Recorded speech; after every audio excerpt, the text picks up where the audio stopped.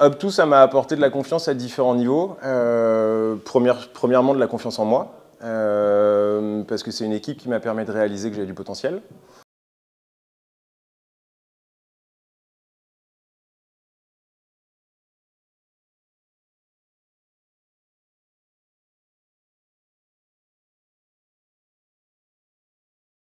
Maintenant, je vends une solution de cybersécurité à destination des entreprises type CAC 40, SBF 120. Je m'occupe d'un périmètre qui est Europe, Émirats Arabes Unis, mais également Asie-Pacifique quand il est nécessaire de déborder un peu. On fait de la vente enterprise, donc sur des deals qui sont entre 150 000 et 200 000 euros par an, sur globalement des contrats de 3 ans, voire plus des fois.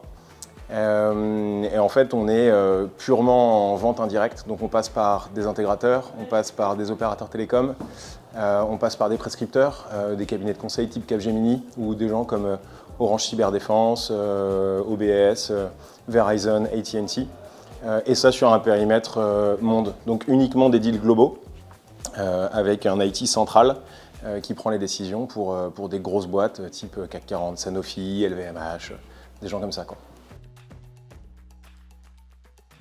Up2, ça m'a apporté de la confiance à différents niveaux. Premièrement, de la confiance en moi, parce que c'est une équipe qui m'a permis de réaliser que j'avais du potentiel, qui a investi sur moi, qui a passé du temps à me former, à m'accompagner et qui m'a permis de me développer et prendre confiance dans mes capacités commerciales. Ça m'a permis de prendre conscience que tu peux créer des relations de confiance dans le travail avec des managers qui sont là pour t'accompagner. Et ouais, globalement, ouais, la confiance. Confiance en soi, confiance dans le métier. Je le connais par cœur. Mon meilleur souvenir chez Up2, c'est une négociation. En fait, je traitais à l'époque avec une boîte de la French Tech dans la cybersécurité qui marchait hyper fort, qui se faisait démarcher par tous les cabinets de recrutement de la place. Et en fait, il s'avère qu'on passe tous les steps, on fait les découvertes des besoins qui vont bien, les présentations qui vont bien, on met tout le monde autour de la table, la RH, le VP Sales. Et en fait, au niveau de la propale, nous a introduit une nouvelle partie prenante qui est le DAF, et qui est un DAF hyper chaud. Et en fait, on a fait des calls, on était avec Mathieu Bordage à l'époque, je me souviens, ça a été clairement les montagnes russes, de A à Z, ça a été des calls hyper tendants, mais hyper intéressants, qu'à l'époque on a enregistré, qu'on a réécouté un paquet de fois. Et cette négo-là, elle me reste en tête parce qu'elle était... Ouais, c'est un peu comme l'aventure Up2 en fait, globalement tu passes par toutes les émotions. C'est-à-dire que t'es content, puis d'un seul coup, c'est plus compliqué, puis tu remontes, puis tu arrives à obtenir ce que tu veux, tu lâches un peu de terrain, et puis en même temps, globalement, on en sort sur un super deal. Cette négo-là, elle était intense à tous les niveaux, et je pense que je m'en souviendrai longtemps, très clairement. Et à 27-28 ans, peu de boîtes nous donnent l'occasion de vivre ces trucs-là. Le conseil que j'aurais bien aimé qu'on me donne à l'époque, en vrai, le profil Up2, c'est du 24-27 ans, globalement sorti d'école ou première expérience. C'est l'écoute. En fait, chez Up2, on est entouré de gens qui sont performants, on est entouré de gens qui sont bienveillants, on est entouré de gens qui ont envie de faire progresser la boîte, envie de vous faire progresser. Donc en fait, ce qu'il y a, c'est que écoutez-les, prenez le temps de bien absorber tout ce qu'on vous raconte, parce que les méthodes, la façon de travailler, l'intensité, globalement, moi j'ai passé beaucoup de temps à ce qu'on me raconte que mais mec, tu travailles comme un dingue, tu fais des journées de fou, quelle boîte te demande de passer autant de calls?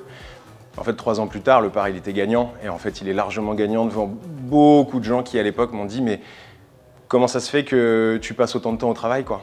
Donc écoutez les managers que vous avez, écoutez ce qu'on vous raconte, parce qu'en fait, moi, c'est ce qui m'a permis de me construire dans mes expériences professionnelles. Encore aujourd'hui, je vois du Up2 tous les jours dans ce que je fais, dans mes méthodes de qualification, dans le fait d'envoyer le mail qui va bien au bon moment à la bonne personne, dans le fait de faire l'extra mail qui va bien.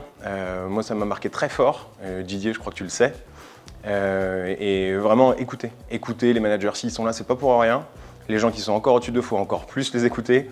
Donc moi, ce qui m'a marqué, c'est l'écoute. Voilà, écoutez les gens. Si tu rentres chez Up2, t'écoutes ce qu'on te raconte et tu fais l'éponge.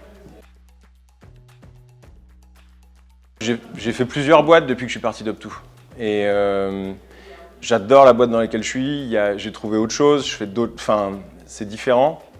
Mais il y a une façon de penser chez Up2, il y a une façon de se donner, de se délivrer, d'être ensemble, vouloir avancer dans la même direction, de se pousser. Et c'est ce qui fait que la boîte est assez incroyable. Moi, je vois aujourd'hui J'ai 34 ans, bientôt 35, et à chaque fois que je parle de mon passage chez Up2, qui plus est à l'époque où on est passé de 40 à 120, c'était du délire absolu. Il y avait un ADN, il y avait un truc de fou en fait. Il y avait un truc qui n'était pas descriptible dans cette boîte, qui fait qu'on se levait le matin, on vivait Up2 quoi. Enfin, on vivait le truc à fond. Et je rêve un jour d'être capable de remettre la même chose dans une autre boîte, dans mes équipes ou plus globalement, parce que ouais, ce mindset-là qu'on avait à l'époque, on était là pour tout déchirer quoi. Et ouais, c'était fou.